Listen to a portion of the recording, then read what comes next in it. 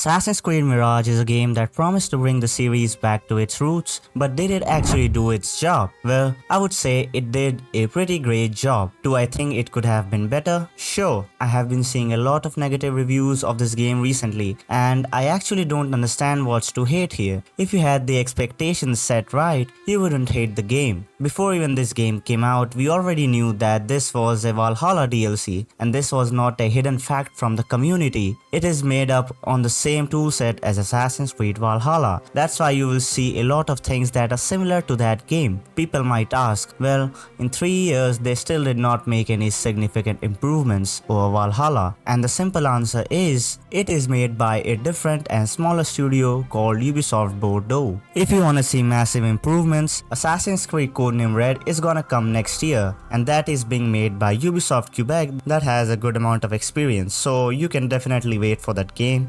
Not much time is left, it's gonna come next year probably. Anyways, returning to the point, despite the game being a Valhalla DLC, it still manages to separate itself enough to give a fresh experience to the players. I completed the game in around 13 to 14 hours, and what you'll find interesting is that I did not die a single time. It felt really easy to me. If you have the tools with you, there's literally next to no chance that you're gonna die. Especially if you have the smoke bomb. Whenever I'm on the verge to die, I just threw the smoke bomb and boom, I assassinate everyone at that place. It is much more easier than the RPG games in my opinion. Anyways, I will talk about this in a few moments in detail as well. The game does feel a lot reminiscent to Assassin's Creed 1, more than any other Assassin's Creed game. A lot of things are straight up directly taken from that game, whether it's the Assassin Bureau, the way we interact with the members of the Order of the Ancients after their death, eavesdropping missions, tailing, and a lot more.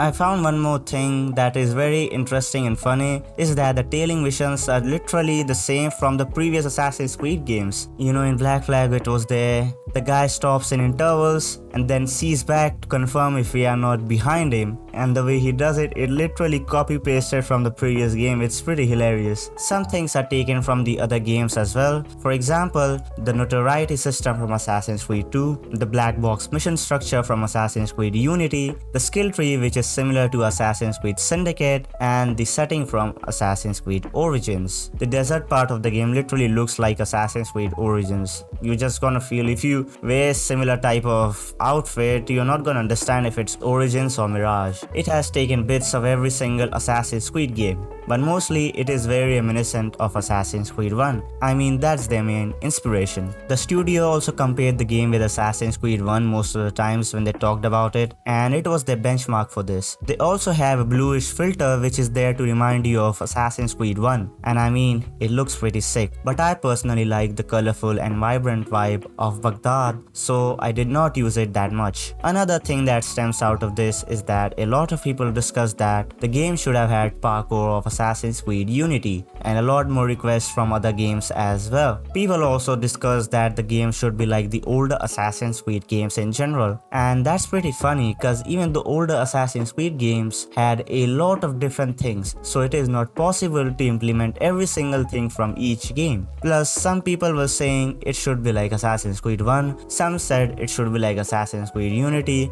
some said it should be like the Ezio trilogy, and all these games had numerous differences. It does not make anything clear for the company, so they focus straight on keeping a single game as a relative point, that is of course Assassin's Creed 1, and took some minor things from the other games. As I said before, most of the things are straight away taken from Assassin's Creed 1 because it's, it just makes the job easier. If you thought they would implement everything, then I mean, it's not possible, let's be real. I saw a lot of people talking about this that they did not do enough. They literally neglect all the things that they did for this game. The parkour is improved, not exactly like Unity but still very good. The assassinations are also pretty fast and one shot most of the times. The focus on tools makes the game very stealthy and interesting to play. The black box mission structure and countless other things also makes the game really good. And still, people talk about all the things that the game does not have. Sure, it could have been better, but at least people should appreciate that whatever it has, it's going in the right direction. Speaking of the parkour, it is a little clunky at certain places, but for the most part, Basim felt really fast, and traversing around the city of Baghdad felt really good in general. And I do think they did some changes. The way Basim jumps is also very similar to Unity, the momentum of the character is very similar to that. The pole vault that they added in the game, in my opinion, was barely used by me in the game though. I guess I only used it twice or thrice in my whole playthrough. It is just not present that much in the game. Other than that, I don't have any complaints about the parkour. I kind of find it neutral, to be honest. Sure, it could have been better, but it is more than functional. Just try playing or seeing Valhalla's parkour and then do the same with Mirage's parkour. You will feel a pretty good difference. Valhalla's parkour was pretty annoying in my opinion. It was really slow and sluggish. The graphics of the game though still are pretty much the same as Valhalla, with only some few different changes. Now you can see dust particles, which adds to the Middle Eastern theme. This is really good because it properly uses the volumetric effects that were introduced in Assassin's Creed Valhalla, but were not used in scenarios like these because of the game's setting. Of course, you're not gonna see, dust particles in Assassin's Creed Valhalla when, most of the times you see that in desert area, right? These types of particles you see in desert areas. The shadows in Mirage also does seem to be a lot more sharper for some reason. I think it should be a little more softer, but it's pretty subjective, some people might like it, some people might not. I think it should have been softer. Now you might be thinking that after 3 years of no Assassin's Creed game, the game should have had significant improvements. And the thing is, the game is cross-gen, which reduces the game's capability to achieve next-gen graphics. That's what's happening with most of the games right now, even with games like Starfield, the Xbox Series S is, lacking behind. That's why they were not able to properly achieve the maximum limits of the game. And there's numerous other cases like that. So in my opinion, if you focus solely on the new hardwares, the game is gonna be much better in terms of graphics and fidelity. But the main motive of this game was to gather the OG fans of Assassin's Creed, so a lot of them might not have the new hardwares, For the most part, that makes the biggest amount of difference is definitely the setting of the game. There is a reason why Valhalla did not have the same feeling as Mirage, because as simple as said, the setting of Valhalla was just not good. It looks very dull, and it just looks very dark themed in my opinion. Actually, Valhalla had a lot of improvements over Odyssey that people cannot see because of the setting of the game. Mirage is probably one of the best setting and world creation in the whole Assassin's Creed series, if I wanna be honest, and no one can deny how beautiful the game looks. The Middle Eastern objects and textures make the game very authentic and shows how beautiful the art was in Baghdad at that time. To create these complex things in the environment, there's some serious work that needs to be done, and it should definitely be appreciated that a lot of people don't talk about. I also like the smaller skill tree, which is similar to Assassin's Creed Syndicate, even though it is smaller than that. There's 3 branches in it: Phantom, Trickster, and Predator. First one mostly focuses on your combat skills, the second one focuses on the utility part, and the last one comprises of Enkidu and your Eagle Vision, basically your recon skills. I actually didn't even unlock a lot of them. There was a kickback skill that I unlocked and I did not even use it once in the whole game, because in my opinion it was not that useful. Why would you kick back someone if you can easily kill that person after doing the parry, I understand with the harder opponents you can do it, but the amount of them is pretty low. There are skills though that are useful. For example, I liked how you can recover the throwing knife that you use with one of the skill. It can save you so much money. The inventory menu is also relatively simple, and there's a limited amount of things you can acquire throughout the game. It's not like the RPG games where you can acquire a ton of things and the whole inventory menu would be filled up every single time you check it. It is just not meant to be like that. One thing I did not like personally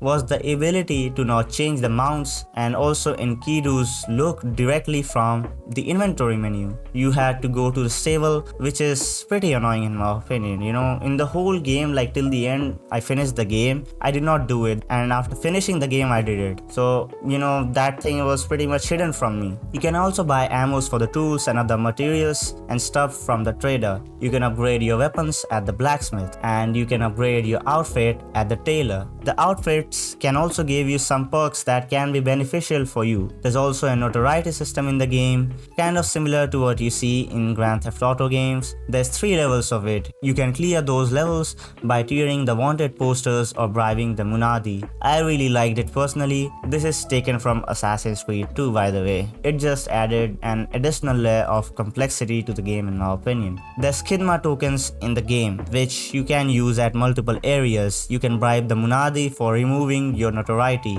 You can hire mercenaries with that. You can get a singer to distract the guards with that. You can also use that with scholars. At certain places in the mission, a lot of people are gonna help you if you give them these tokens, and you can use these tokens to decrease the prices in the places I mentioned before, where you can buy utilities, weapons and outfits. In one of the missions, I remember that I used these tokens to get inside a palace by seeking help from a guy. He was a merchant or something. He helped me reach inside the place. So that was really good in my opinion, and how they created this structure so that people have different options to infiltrate the place. The easiest way to get these tokens is by pickpocketing people, and I know it can be pretty evil, but that's what the game wants from you. Basim is a street thief, so that is of course expected. Speaking of pickpocketing, the game is gonna make it a lot more easier for you to finish your missions if you do the pickpocketing, because ultimately if you have all these precious items, you can sell it and earn a lot of money, which you can use to upgrade things. And if you upgrade the things, of course it's gonna make the game easier for you. The game also did not felt boring, which happened with me when I played the RPG titles, and it's due to the fact that there was no filler content in Mirage. All the missions you play are directly related to the story and will save your time from any other crap. The investigation menu felt a little confusing to me in the beginning, but over time it showed how good it is. You can clearly understand which mission is for story and which is for not. So I directly focused on the main story part from the beginning. The gameplay loop was pretty good in my opinion. Most missions were stealthy and only few of them required any sort of melee combat. Well, you could definitely use melee, but most of the times it is not required. Another thing that I found interesting was that in a lot of missions, the game would give you just a small description of the place and you have to find that place yourself, which I think could be subjective for a lot of people. Some might find it annoying and some might find it interesting. I personally liked it. It was not hard to find the places. I did get lost 2 or 3 times but was able to finally figure those places out. You can just use Enkidu to see the place properly and can get the idea of that place. And at some places you can't use Enkidu, so you have to kill the marksman and then use Enkidu for the intel, which added an additional layer of difficulty to the game. The game did not hold your hand most of the times. Mostly everything was on you, which I really liked. In a lot of games what happens is that they're gonna tell you every single thing. You have to go there, then you have to go there, but in this game I really liked it. First you have to locate the target with Enkidu, and a lot of times you would not even get the option to do that, so you have to do it yourself by recognizing that place by the description that is given. The eagle vision in this game is also really good, and this time you can actually see the vision of your enemies. You can see the lines getting out of their eyes and what area they can see. That was really good in my opinion. The eagle vision was properly used this time in this game, because most of the times you are doing stealth missions, and in stealth missions of course eagle vision is used pretty good. One thing I would also like to say is that they absolutely nailed it with the soundtracks. I like the ambient noise in the background a lot. You can hear chirps, people talk in their language, people whispering and other natural sounds. It felt really immersive. I will probably say this game had one of the best soundtracks in any Assassin's Creed game, if not the best. The Middle Eastern music perfectly sets up the mood for doing notorious acts in Baghdad and its nearby area. If you guys have heard that One Republic song that is created for Mirage, that's such a good song. If you haven't, make sure to go out and check that song. It's really sick. And the soundtrack in general, you know, all the music and everything, even the UI music and the one which is played on the title screen is really cool in my opinion, and makes the experience really good. Speaking of the nearby area, I was pleasantly surprised how large the other part of the map is, besides Baghdad. There's a lot of places you can explore, and there's some story missions as well, in which you have to go to these specific areas. Of course, it's not as big as the RPG games, but still it's pretty good in terms of quality. And even after the fact that Baghdad is pretty small compared to the RPG games, it's still pretty hard to discover all the places in the city because it's very dense. Especially if you go to the middle part that is called the Round City, that area is insanely dense in terms of buildings as well as the population. My FPS kind of dropped in that place, but still I was getting good FPS regarding the fact that I was playing the game in ultra settings as well as recording the game at the same time. There's no major performance issue with the game. There were some bugs here and there, but for the most part the game was very functional. If there were bugs, of course, you know, the whole community would have given it the backlash and stuff like that, but it did not happen this time with this game. So I really like that this game was pretty optimized, you know. Of course they can do a little bit here and there. There were some glitches which I faced as well, where I was stuck in a certain place, and also at some places when you kill the guards, you know, they will automatically teleport somewhere else if there is something between us and the guard. So that thing has happened with me as well. But you know, those are not that big of an issue. Though there's a pretty big issue with the AI. Sometimes they function very weirdly. They are too sensitive sometimes, and even after they spot you, there is a huge window in which you can assassinate them. And sometimes they will not even do anything if they spot you. The AI thing has been one of the biggest problems with the Assassin's Creed games in general, by the way. I hope they fix this in the future. A lot of times when you're spotted and still you try to hide in the bush, the enemies after some time will not be able to find you, which I think makes getting caught not that much dangerous. You can just run and hide, and those, you know, enemies will be clueless. Let's talk about the combat. As we talked that the AI is pretty dumb, you can actually see that in the combat as well. The developers said that the game does not focus on melee that much and you are encouraged to use stealth. They also mentioned that Basim is gonna die in fewer hits, so that is gonna make the game difficult if you don't use the stealth properly. But you have to keep in mind that Basim also does pretty good amount of damage to the enemies as well, and it's not only one-sided. You can very easily outperform those enemies if you understand that the counter system is pretty broken. Interestingly, in my playthrough, as I mentioned before, I did not die even a single time. Not even a single time. And today as well, I played the game a little bit and did some side stuff, and I still did not die a single time. You know, the dying cutscene has not happened with me a single time. It's pretty hilarious. I recorded the game for around 15 hours, and not once I died in the game, even after the fact that I engaged in combat and used the melee multiple times, combining it with regular stealth. If you upgrade your weapons, then it's gonna be an easy time for you. Just combine it with the tools. You are just invincible if you know how to play properly and you are not. For the most part, the combat is pretty much a middle ground between Assassin's Creed Valhalla with the locking system, the way you interact, and the older Assassin's Creed games with the counter system. Though I feel like it leans more on the Valhalla side because they are using the same template from it. There's some good finishers though, by the way, in this game. I thought in the beginning that it's not gonna have a lot from what I saw in the trailer, but when I played the game, there were, you know, pretty good ones that were present there as well. Now, as I mentioned before, the tools are pretty broken. If you use the tools properly, the game just becomes 10 times more easier. It's a no-brainer. Just refill the tool every single time you do the mission and it's gonna dramatically change the result. Especially the smoke bomb, it's literally broken. Just see this clip where I absolutely destroyed these guys in no time. The only less powerful tool is probably the trap. Other than that, all the tools are pretty good, and I didn't even upgrade a lot of them. I upgraded mostly the throwing knife and the smoke bomb, which I used almost all the time. There are 6 tools in total: the blow dart, smoke bomb, trap, noisemaker, throwing knife, and torch. And all of them have 3 tiers of upgrade, which you can select, excluding the torch. I mean, obviously torch is torch. What can you even upgrade in that, right? And all those 3 tiers have multiple different attributes you can choose, which you can see right here. I was not able to unlock these because you need a lot of crafting materials. I did once or twice, and I just wanted to complete the game fast. That was one of the main reasons why I was not able to do that. But I can easily do that if I buy the crafting material from the trader. It's pretty easy, and in the end of the game I had a lot of money. I could easily do that. There's also an ability called the Assassin Focus, which is a pretty broken ability, and I only used this ability a few times, and that only when I wanted to kill the major guys or the order members. Now let's move on to the story, and I do think it was not the perfect, but it was good enough for me to not stop playing the game. You might have been seeing recently that a lot of games, for example Saints Row,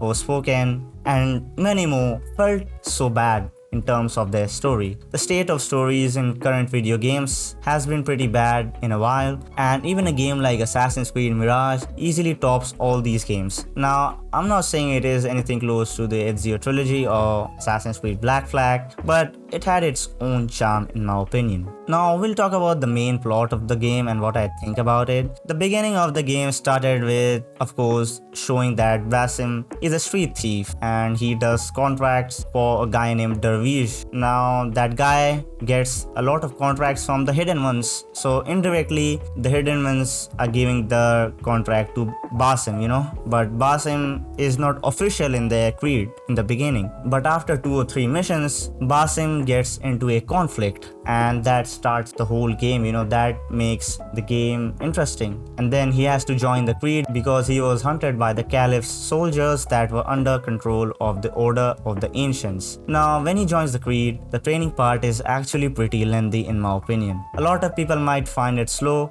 to even reach the title screen. It takes a pretty good amount of time to establish everything, but I like this thing because this makes the game beginner friendly. Like for us OG Assassin's Creed players, we already know who the Hidden Ones are and also the Order of the Ancients, but for beginners it can be hard to know these things, these terms. So in the beginning itself, everything is described about the assassins and the Templars, the Hidden Ones or the Order of the Ancients. This is made clear by Roshan, and her performance was probably the best in the whole game. Her voice actor is just amazing. You might have seen her performance in other movies as well. For example, X-Men The Last Stand, it was a pretty good movie. So I really liked her voice actor, and I'm gonna talk about that as well. Now, Nehal is also a very good character whom I really liked. I liked how she was there from the beginning with Basim and throughout his journey. You will really like her journey when you play this game. Sometimes you would feel she is kind of left out by the game, but the importance of her is very much there. There's a total of 5 different order members, and you have to investigate and get clues regarding these targets. And each of these targets are connected to one of the main target, or what you can call the final boss. I liked the tailing missions and the eavesdropping missions a lot in this, especially the ones in the market region of Kark. That was probably my favorite part in the game, when you had to do all the bidding and stuff like that. That was so good. It was really stealthy,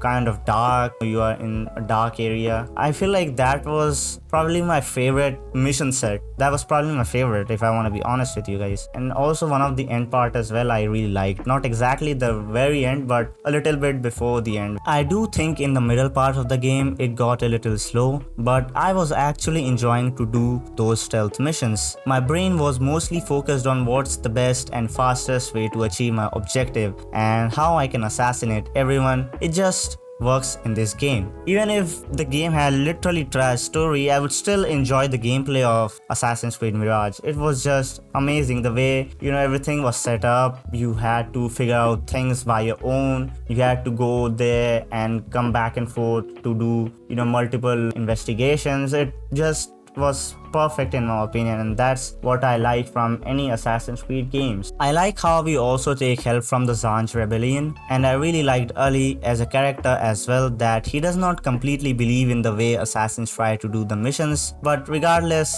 he still helps us. In the trailer, you can see that he helps us, so he's a really good character in my opinion. The ending of the game was pretty good as well, I think. Nothing exceptional to be honest. It did not have long-lasting impact on me like it happened after I played Assassin's Creed Black Flag or how Assassin's Creed Revelations ended. Mirage was good in its own way though, and I think the overall structure was what made the game step in the right direction. Overall, there was next to no filler content which did not make the game boring in my opinion. Though I don't like how the conversations are overall in the game. Sometimes they are good, but sometimes they are goofy. There are some proper cutscenes and then there are some cutscenes that are like templates. The proper mocapped ones are good, but the ones like this are very goofy. They have these goofy cutscenes since Assassin's Creed Odyssey and they still haven't fixed it. That's one of my biggest pet peeves. Also, there were some characters who had better dialogues than Basim himself. No offense, but at some places Basim's voice acting felt very weird, specifically if you see the parts where he is younger and before he joined the Creed. Sometimes he makes so goofy faces and opens his eyes like so much, it feels like I don't know what he's trying to do. It's really funny. I felt like what Ubisoft wanted to do was that they wanted to show a complete transformation of Basim, so they made younger Basim look more immature and then they can show how he gets transformed to the mature Basim. But to achieve this goal, they literally changed the way he talks, which is very simplistic way to show if the character is evolved. Transformation in my opinion is much more than how the character talks and what his voice is. In the beginning they kept Basim's voice very goofy, but after he joins the Creed, they made his voice pretty deep and slow. It felt like he is much more versed on the things. Also compared to Roshan, who is the mentor, has the total opposite voice acting compared to Basim's goofy voice acting. Thanks to the voice actor of Roshan, she has remarkable voice, but not only that, the way she delivers her dialogue is really good. In my opinion, it does not matter if the voice is heavy or high-pitched, it only matters how it is delivered. If the voice is delivered with proper expressions and emotions, it is gonna feel more authentic. For example, the voice acting of Kong, he's a guy who helps Basim with some stuff. The voice acting of him felt the goofiest in my opinion. I know a lot of people are gonna say, well, it's because his accent is different, but there's other Asian characters in the game who did pretty good voice acting. I felt the way he talked did not communicate the emotions behind it, so I had a very mixed reaction with the voice acting in the game. But I feel there is definitely a step up in this department from the previous RPG Assassin's Creed games. I do hope they could use proper cinematography though. I don't know, games like the Ezio Trilogy, Black Flag, Unity had so good cinematography, but now it has become worse. It's going backwards. They need to hire a better cinematographer in my opinion, if I wanna be honest. I also sometimes felt that the way the game is labeled as back to the roots or the characters talking about the Creed every single time felt very cliche. For example, see Assassin's Creed Black Flag. The characters barely talked about the Creed in general and did not put an overemphasis on it. But still, Edward did the things ultimately for the assassins, and I feel like that's a better way to naturally show that the character has its own personality and is not dependent on the Creed. Like not even once in Assassin's Creed Black Flag in the early part of the game, you would think that the game is like the hardcore Assassin's Creed game,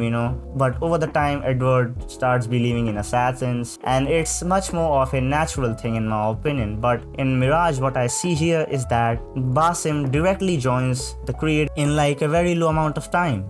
In the beginning itself, he joins the Creed. He heard the term, the hidden ones, and he just felt it's so cool to be like these guys. That's one of the main reasons why he joined. So I personally don't like this kind of thing. I personally like more of a natural thing that the guy is accidentally falling in the Creed. For example, in Black Flag, as I mentioned before, Edward accidentally falls in the laps of the assassins. He has no motive to be in the Creed, but the circumstances force him to be in that. And also the same you can say in Assassin's Creed 2. Ezio was not in the Creed from the beginning. He joined the Creed because it is a spoiler, but some of his family members died, so he had to join the Creed. That was one of the main reasons. And I feel like probably in the other games as well, the same thing has happened. I don't remember a single game in which the character himself wants to join the game, but he kind of falls in it. only in Assassin's Creed 1, Rogue and Syndicate, the characters joined the Creed. We were not able to see the part where they joined the Creed. They were already there when we start the game from the beginning. But that's one of the main reasons why we liked Assassin's Creed 2 and Black Flag more, because it showed their characters having much more personality, and they are not just assassins, they have their own thing as well going on. Here it felt like Basim is like a servant to the Creed, and the amount of times the assassin thing was talked about felt very repetitive. I feel like the whole assassin philosophy should be subtle and action dependent rather than them having to speak about it every single time, if that makes sense. I felt like the creators of Mirage wanted to give the nostalgia pill to their fans, but it just felt too much. Even talking about the term like going back to the roots, we are finally back to the roots, guys, and stuff like that. These terms, in my opinion, these terms are only there to create nostalgia, and of course they are gonna work in the beginning, people are gonna like it in the beginning, but over the time, in the long term, I feel like this is not what's gonna make the game good. They need to have good transformation of the character and having a good story, and not just simply making the character an assassin. It should have more depth than that. Just see Assassin's Creed 2 for example. Ezio had his own personality separate to the assassin. And as I mentioned about Assassin's Creed 2, Ezio was never babied by the assassins. If you remember, he had his own thing, he thought in his own way. Of course, he was influenced by the assassins and the mentors, but he had his own mind as well. Throughout the game, it did not feel like his actions were controlled every single time. And one more thing I find really funny is that I don't know what the mentors are doing, other than giving Basim orders. One can say they are managing the Creed, but to do the field work is much more harder than sitting inside the bureau, in my opinion. Basim should be the mentor, otherwise. I never saw like the guys, on the top like doing any missions, to be honest. They're just sitting inside the bureau,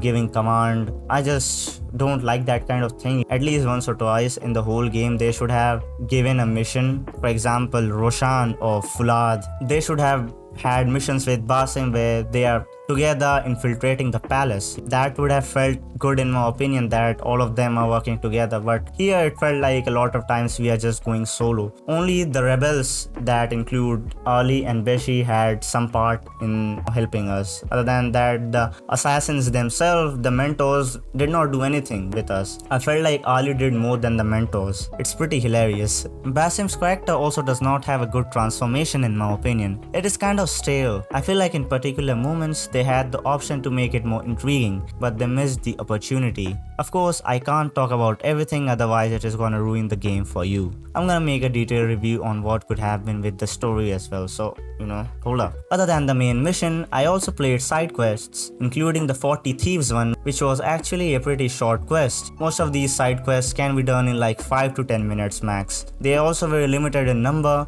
so I don't think they made the game for people to play it for long term. They made the game for those who can have a good time and then move on. Basically for those who are employed and not sitting in their home unemployed and spending hundreds of hours doing filler content. Just kidding, by the way. It's the same as the OG ones, you do it once and then you don't hop onto it unless you get nostalgia and want to play the game again. Like, if someone tells me to play Assassin's Creed 1 and then repeat it, I'm not gonna do that. I'm gonna do that probably in 5 years from now, because I just played it recently, like last year, so I'm not gonna do it now. It will just feel really boring to me, but we can do after some time when we feel kind of nostalgic. But right now I don't feel like I can do those games again, the older Assassin's Creed games. Those are not meant to be played for a long time. Those are meant to be finished in a short amount of time and have as much fun as possible in that time and have a memorable time. That's one of the main things that I liked about the older Assassin's Creed games. Overall, I just feel like this game was supposed to be a game for the OG fans of Assassin's Creed, and the developers wanted to give them the nostalgia pill, and I actually took the pill.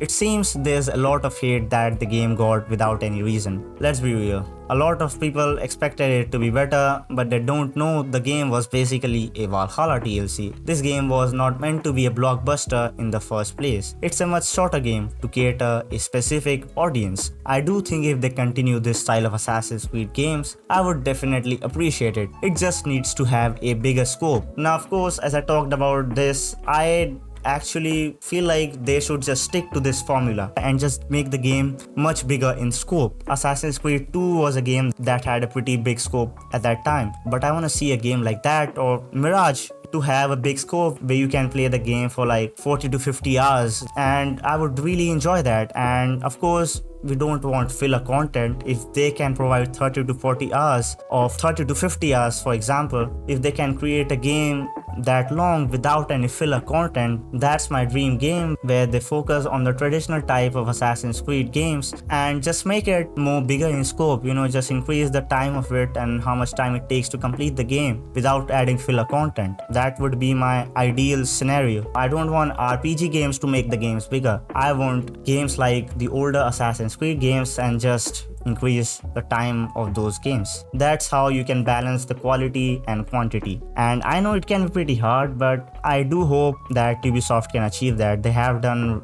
a lot of good things, in the past, around 2010s, stuff like that, and I do hope they make a comeback. And I know a lot of people are gonna say, well, you were the one who said, you don't like quantity over quality, but I feel like if they are retaining the quality of the game and at the same time they can increase the quantity, I mean, that's the ideal scenario, so I'm not gonna argue that, but the first priority should be quality, obviously. Then the next thing is quantity, and if they can do both at the same time, that is lottery to us. Even if the game is like $70-80, I'm ready to spend it on that kind of game. The simplest example I would give is probably Red Dead Redemption. The whole game is pretty fun, even though the game is pretty big. So that is what the ideal scenario is, having an Assassin's Creed game like that, with the story like that, with the gameplay like that, with the depth like that. But I know it can take a lot of time to create that, so obviously I cannot expect everything like RDR, but they can obviously have elements of it. Obviously this game was probably made with a lower budget.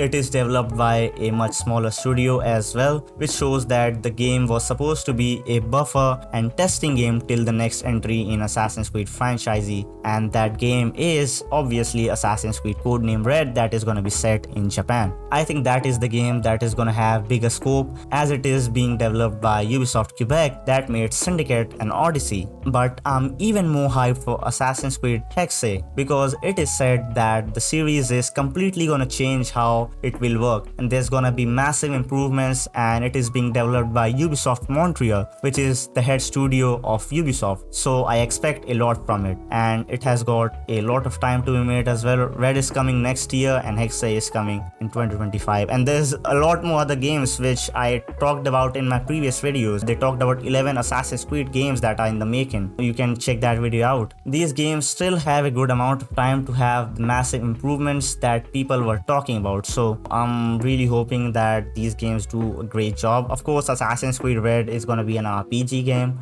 but let's see if they have a good story. Of course, I'm gonna like it. Otherwise, they have filler content, then nope. Of course, for this channel, I'm gonna play it, but it's just not that much enjoyable to me. And I mentioned before, Hexe is gonna be a more different game, and I feel like it's gonna be more, I would say, stealthier game in my opinion, the way it is being portrayed. But let's see. Final thing that I want to talk about is that a lot of reviewers are talking about that the game is outdated and stuff like that, but I find it rather interestingly funny that an outdated Assassin's Creed game is good in this game, because obviously we want it to be similar to the older AC games, so it's really funny. People want it, so being outdated in this scenario is actually what people would like. A lot of people who are talking negatively about the game are mostly fans of the new RPG style of gameplay, and the things that they are telling as negatives are actually positives in my opinion, that the game is shorter. Yes, we like that. The game does not have a focus on huge, vast, empty lands. Of course, we want that. It's not negative, it's positive. We want denser areas, we want more crowd and stuff like that. We want that kind of thing. They're gonna talk about numerous things that the game lacks,